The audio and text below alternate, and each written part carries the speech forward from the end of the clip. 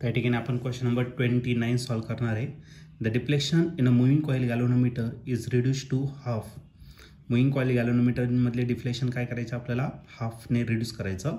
Wien it is shunted with X ohm coil, तर त्याला shunt करायचं एक्स ओहम इतक्या कॉइलने म्हणजे रेजिस्टरने.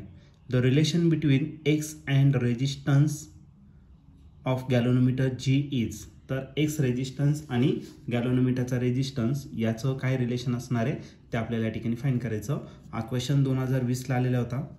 याच्या 4 ऑप्शनपैकी पहिलं जे ऑप्शन आहे ए ते आहे X is equal to 2g, B option आहे X is equal to g, C option आहे 4x is equal to g आणि लास्ट डी ऑप्शन आहे 2x is equal to g. तर या 4 ऑप्शनपैकी या क्वेश्चनचं करेक्ट आन्सर काय असेल? चला तर आपण याला सॉल्व करूया आणि मग डिसाईड करूया. तर या क्वेश्चनमध्ये डिफ्लेक्शन जे दिलेले मूव्हिंग कॉइल गॅल्व्हनोमीटरमध्ये ते रिड्यूस होणार आहे हाफ इतके. ओके, डिफ्लेक्शन म्हणजे काय? तर डिफ्लेक्शन म्हणजे अँगल गॅल्व्हनोमीटरमध्ये आणि रेग्युलर याच्यामध्ये. तर अजून डिफ्लेक्शन आहे किती 1/2 रिड्यूस होणार आहे, म्हणजे हा रेशो 1.2 आला. ओके, आणि आपला जो करंट असतो हा करंट हा डायरेक्टली प्रोपोर्शनल का असतो अँगल ऑफ डिफ्लेक्शनवरती डिपेंड असतो, राईट ना. मग या ठिकाणी आपण डायरेक्ट रिलेशन जर आहे याचा अर्थ काय, हा करंट जो आहे तो करंट काय घेतलेला आपल्याला IG आणि हा डिवायडेड बाय काय असणार तर I असेल. ठीक आहे, मग IG डिवायडेड बाय I जो रेशो आहे तो किती भेटला तर आपल्याला 1/2. याला जर तुम्ही सॉल्व केलं तर I × 1 किती झाला I, आणि 2 ने जर मल्टिप्लाय केलं तर काय भेटलं तर 2IG इतका भेटलाय. ओके, तर हे दिलेलं आहे. तर तुम्हाला या केसमध्ये एक शंटेड रेजिस्टन्स दिलाय एक्स ओहम इतका. तर आपल्याला एक्स आणि त्या गॅल्व्हनोमीटरचा जो रेजिस्टन्स आहे त्याचं रिलेशन आपल्याला या ठिकाणी फाइंड करायचं. तर सर्वात पहिले आपण ॲमीटरसाठी या ठिकाणी जो करंट असणार आहे तो करंट किती फ्लो करणार आहे तर I इतका.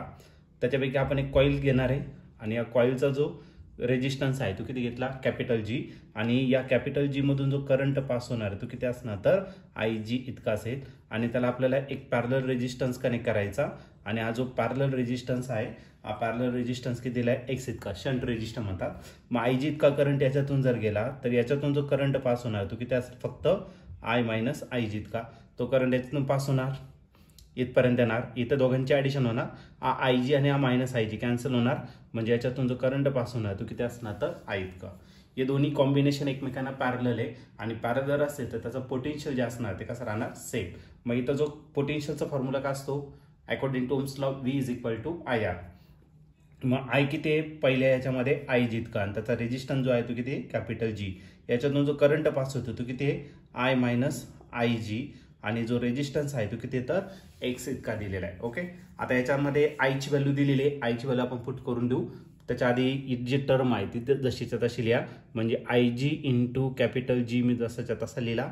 I च्या जागी मी किती टाकणार 2IG मायनस करायला IG आणि एक्स तसाच. ओके, मग राहिला IG × G, आणि या दोघांची जर सबट्रॅक्शन केलं तर भेटेल फक्त IG आणि राहिला एक्स. IG आणि IG काय आला कॅन्सल, म्हणजे G = काय आला एक्स.